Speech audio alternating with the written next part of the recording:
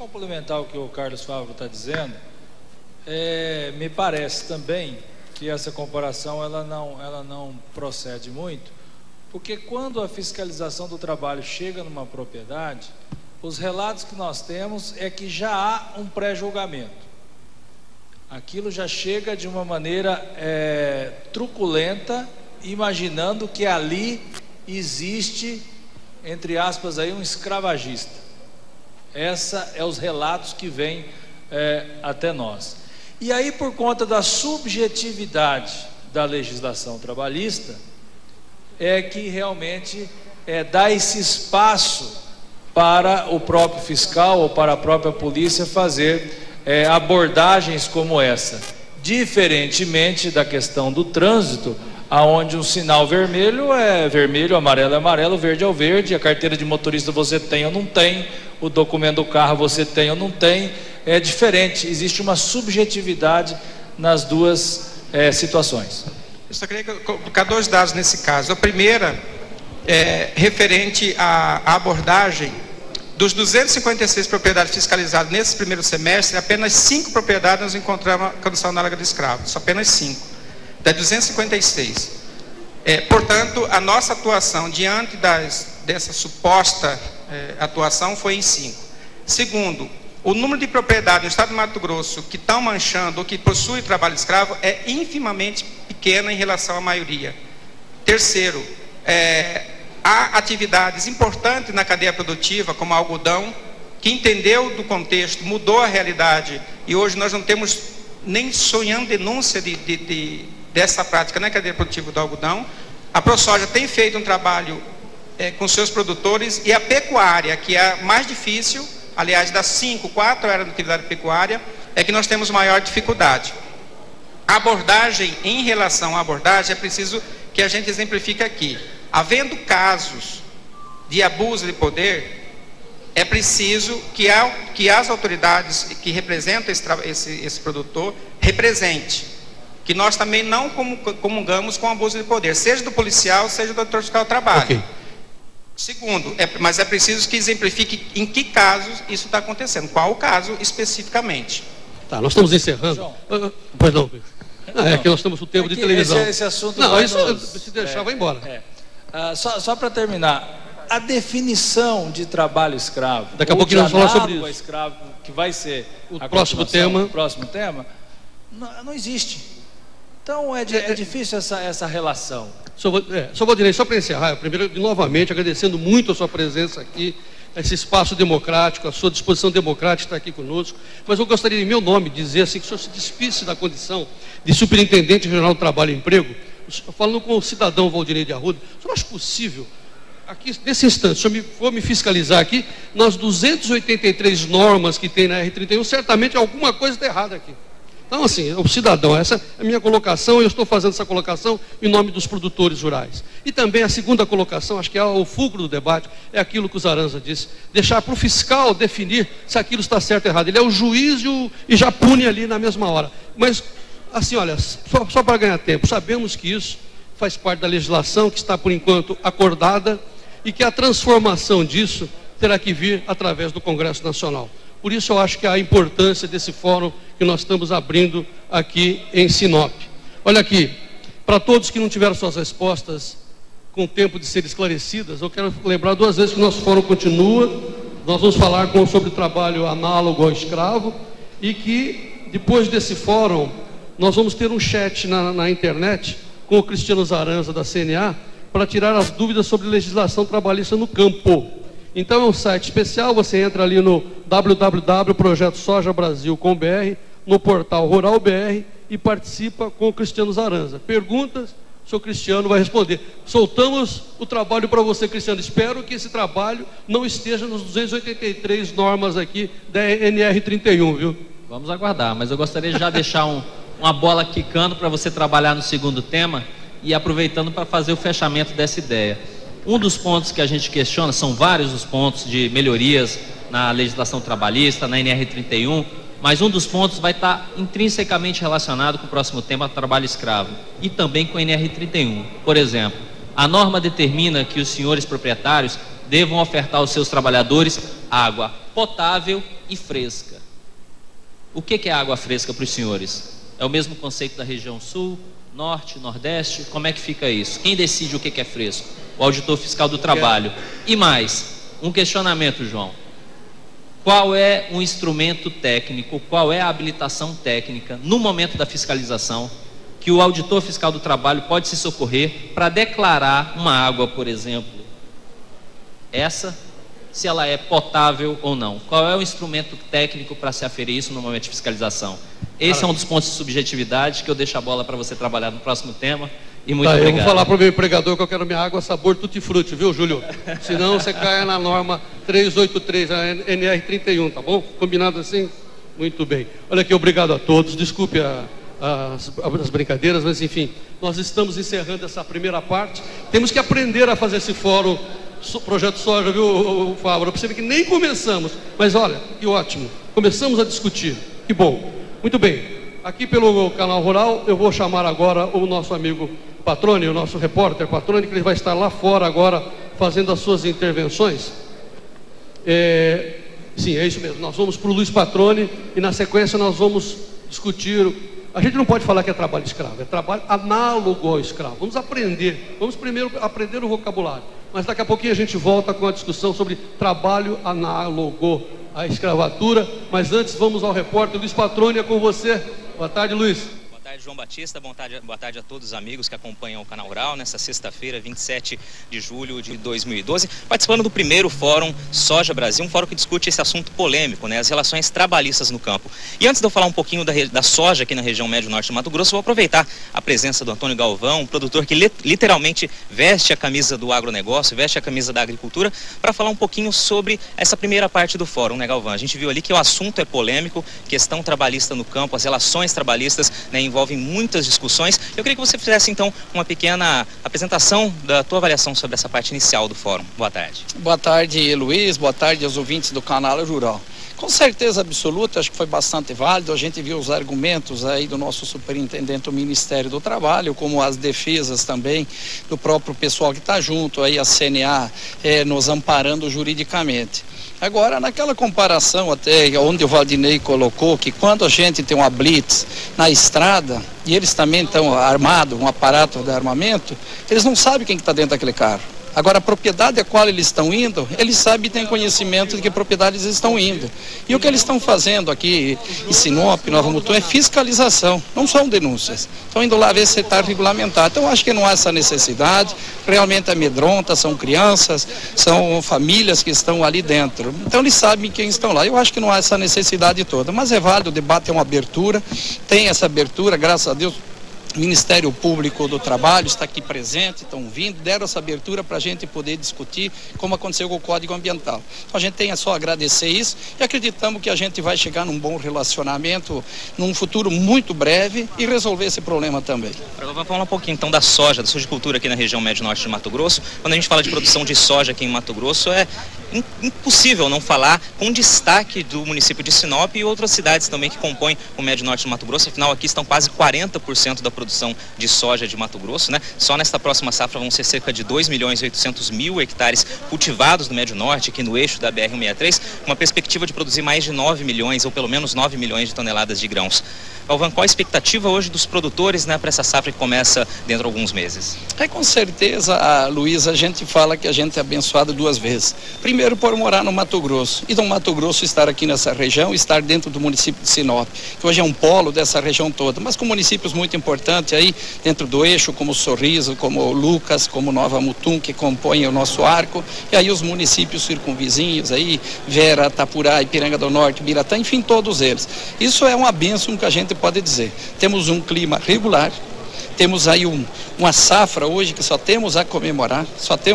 Tivemos um pequeno problema aí com a ferrugem asiática, se Deus quiser, agora que você vazia o sanitário, com o produtor se dedicando muito para eliminar essa soja guacha. Eu deixei vocês esclarecidamente que ainda não aconteceu. E abençoado por essa safra de milho, principalmente pelo preço aí também que está acontecendo. Então a perspectiva nossa é a melhor possível nesse momento, mas muito preocupado também com o valor dessa commodity igual soja, porque os custos de produção estão aí instalados, mas esse soja, esse produto, esse preço, muito poucos produtores, eu posso admitir que nada praticamente conseguiu aproveitar. Galvão, um ponto interessante, né, que com o projeto Soja Brasil a gente vai poder acompanhar esse dia a dia dos produtores, né, em praticamente todo o país, as principais regiões produtoras. Essa aqui é a caminhonete, tá? A caminhonete, uma das caminhonetes que vão percorrer, vão realizar essa expedição na prática a partir do mês de outubro. E eu queria que você dimensionasse aqui rapidamente, para a gente encerrar a participação, qual a contribuição que este projeto, né, trazendo tanta informação, isso pode trazer para os produtores de soja de todo o país, Galvão. Eu acho que a ideia é louvável, o Glauber foi muito feliz nisso, com os companheiros que abrangem a ProSoja Brasil, com apoio total nosso aqui da ProSoja Mato Grosso e de todas as outras ProSoja do Brasil inteiro.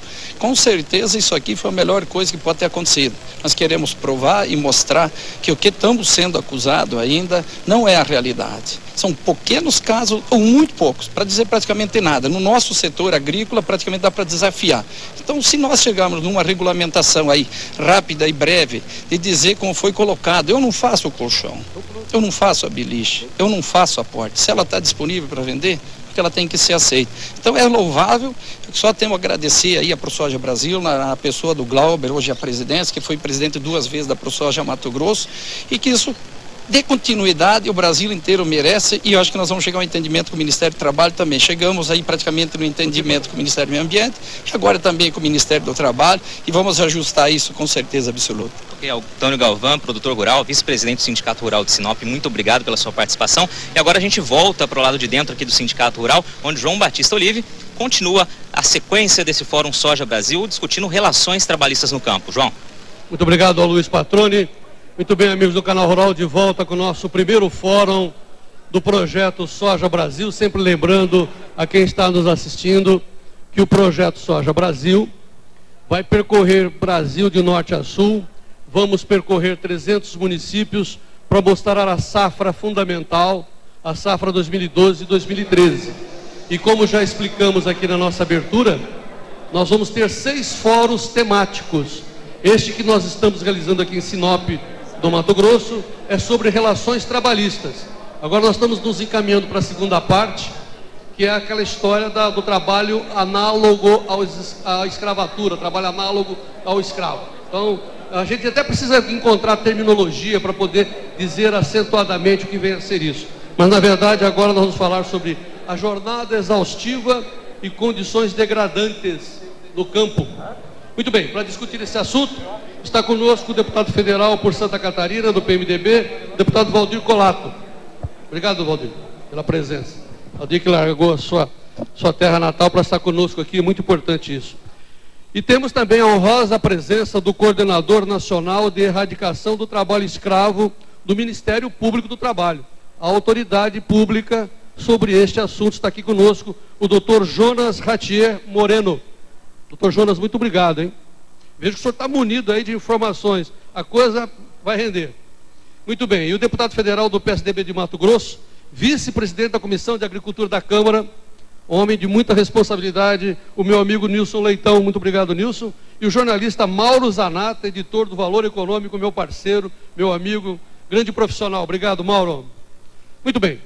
Deputado Colato, como está no Parlamento, no Congresso Brasileiro, a polêmica de pessoas encontradas em situações semelhantes, análogas ao trabalho escravo. Como é que está essa história? João Batista, boa tarde a todos, especialmente meus cumprimentos aos catarinenses, meus conterrâneos e gaúchos também, porque eu sou gaúcho emprestado para Santa Catarina. E cumprimentar aqui os debatedores e parabenizar a ProSoja por esse ato importante. Eu acho que nós temos que começar a mostrar o Brasil real, o Brasil que produz, o Brasil que trabalha, o Brasil que tem que ser valorizado. E o Canal Rural faz isso muito bem, muito obrigado, porque, na verdade, nessa questão mídia, nós, setor produtor rural, a área produtiva, estamos perdendo o jogo. Precisamos reverter esse processo, não para ser melhor, mas para mostrar ao Brasil o que se faz de importante, qual é a importância dessa agricultura que garante a balança comercial em 79 bilhões de dólares, garante 30% dos empregos, 24% do PIB e que faz esse Brasil crescer como essa cidade de Sinop, que com certeza há poucos anos, Nilson Leitão, meu companheiro, meu vice-presidente da Comissão da Agricultura da Câmara, há pouco tempo não tinha nada ou pouca coisa.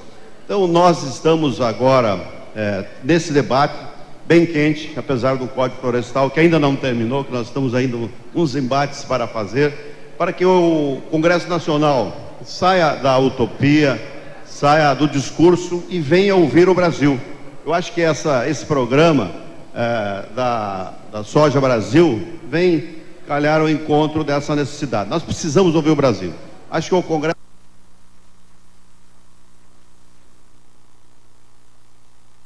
Brasil real, não ver o Brasil real. E é assim que nós temos no Código Florestal. Andamos no Brasil com Aldo Rebelo, com o nosso querido Moacir Miqueleto, que se foi, e conseguimos trazer um projeto.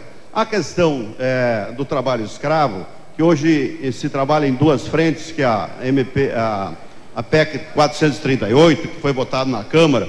Houve um embate muito grande, nós perdemos a votação, eu fui um dos 29 que votou contra, né? E com certeza nós trabalhamos forte para alterar esse quadro, não conseguimos. Foi votado na Câmara, agora está no Senado para ser votado. Também, paralelamente, está acontecendo a CPI do trabalho escravo. A gente faz parte, não sei se o Nilson faz parte também, faz parte, né? E nós estamos trabalhando para quê? Para trazer os depoimentos, essas questões todas que estão acontecendo no Brasil, tanto do lado do Ministério do Trabalho, como também dos produtores, e nós precisamos ouvir, e essa CPI está ouvindo trabalhadores, empresários, o Ministério Público, e nós estamos, realmente o Ministério Público e o Ministério do Trabalho está bastante mais atuante, está levando mais gente, trabalhando favorável ao Ministério Público e ao Ministério do Trabalho do que nós temos levado as pessoas lá. Mas o que nós queremos fazer, viu, João Batista? É levar exatamente os depoimentos do mundo real daquele agricultor que foi enquadrado como trabalho escravo porque os trabalhadores estavam tomando água em caneco coletivo e não em copo descartável, né? Vários processos, vários enquadramentos que nós estamos tendo lá.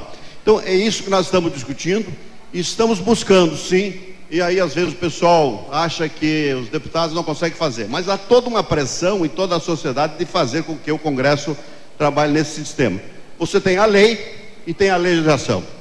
A lei com certeza não admitiria nós aprovarmos a NR 31, não admitiria nós aprovarmos a PEC do trabalho escravo, mas a legislação, que são as normas que vêm com a NR 31, é que está trazendo a dificuldade. O Congresso está legislando menos do que os tecnocratas dos ministérios, seja o Ministério do Trabalho, o Ministério do Meio Ambiente, outras áreas que muitas vezes começam pelo presidente da República, elaborando decretos que não tem na lei, portarias, instruções normativas, resoluções, e que acabam então conflitando com todo esse processo.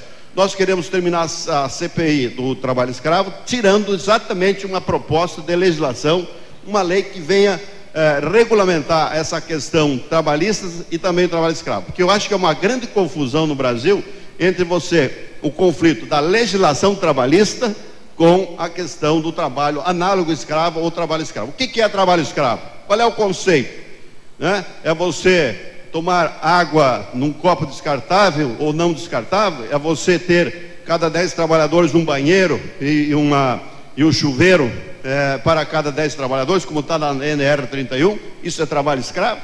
Então eu acho que essas questões que nós temos que levantar, esse debate é importante, nós vamos chegar uma decisão. Na CPI nós queremos ver se conseguimos tirar, aí sim, né? E pode nos cobrar depois, viu, doutor Jonas? Nós vamos tirar no Congresso Nacional uma legislação que venha dizer o que é o trabalho escravo, qual é a diferença do trabalho do campo e da cidade. Não há como fazer isso, eu como agrônomo, como agricultor, sei muito bem, não tem como você transferir a legislação trabalhista da cidade para o campo, porque as condições são totalmente diferentes. E essa peculiaridade do campo que nós temos que respeitar. E o bom senso, né? O bom senso da questão do policial que vai armado, o bom senso do fiscal que vai lá ver, o bom senso do fiscal de enquadrar, não enquadrar, de ver a realidade. Agora, dizer que nós vamos controlar a hora extra lá no campo, isso é o maior absurdo do mundo. Nem na cidade se faz isso. A área pública não consegue fazer isso. Okay, então, nós temos que discutir claramente, chegar a uma definição, nós queremos fazê-lo na CPI do trabalho escravo. Esse é o meu amigo Valdir Colato. Muito bem, daqui a pouco nós vamos ouvir o coordenador nacional de combate ao trabalho escravo, do Dr. Jonas Moreno. Mas antes quero fazer aqui um lembrete aos nossos amigos telespectadores que o nosso chat está à sua disposição para quem tem internet, né? Você entra no portal Rural BR, ou então daqui a pouquinho você também, não, você entra direto na página do Projeto Soja Brasil, www.projetosojabrasil.com.br, mande suas perguntas, mas no chat você vai ter perguntas respondidas pelo Dr. Cristiano Zaranza, chefe da assessoria jurídica da CNA, que vai ficar responsável.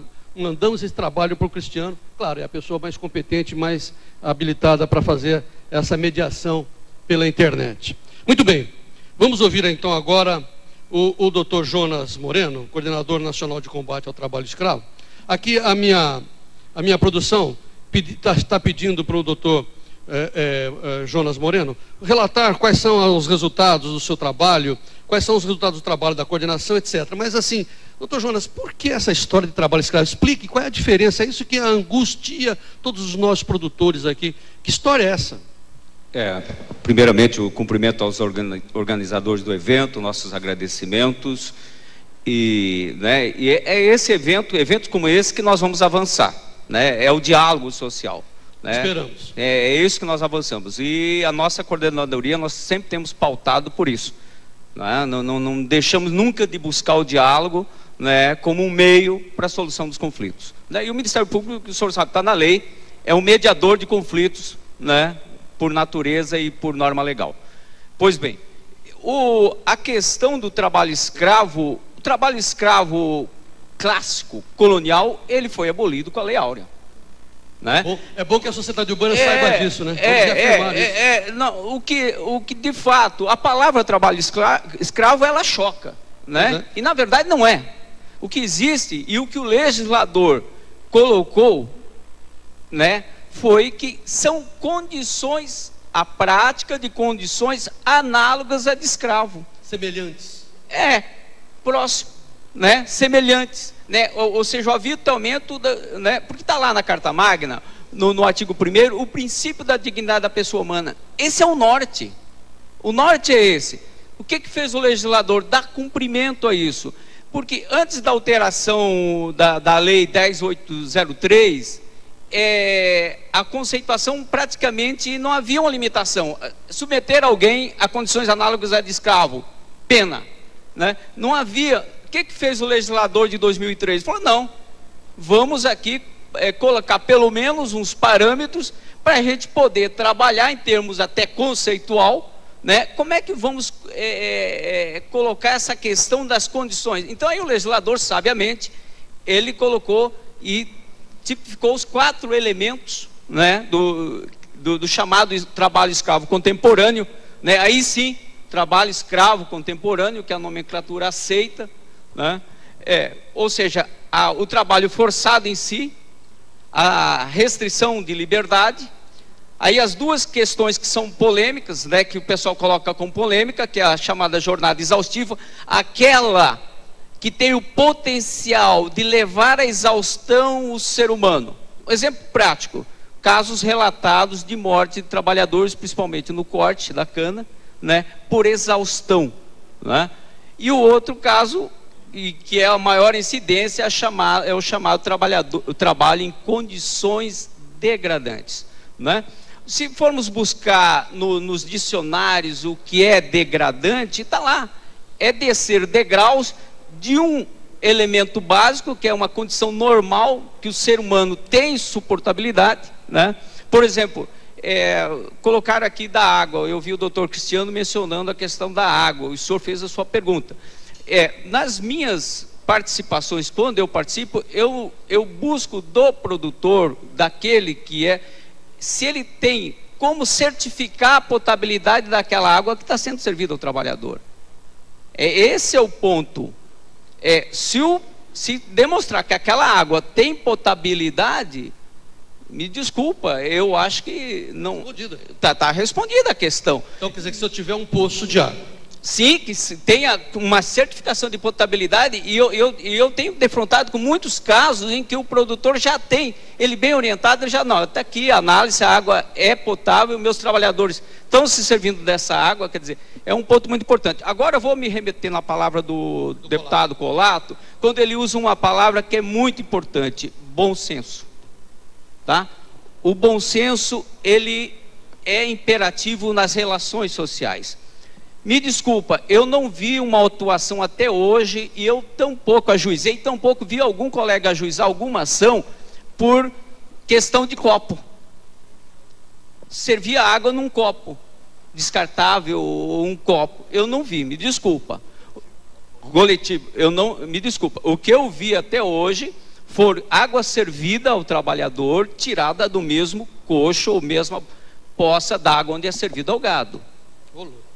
Exatamente. Nós estamos, quando nós falamos em condições análogas a de escravo, são condições gravíssimas contra o ser humano.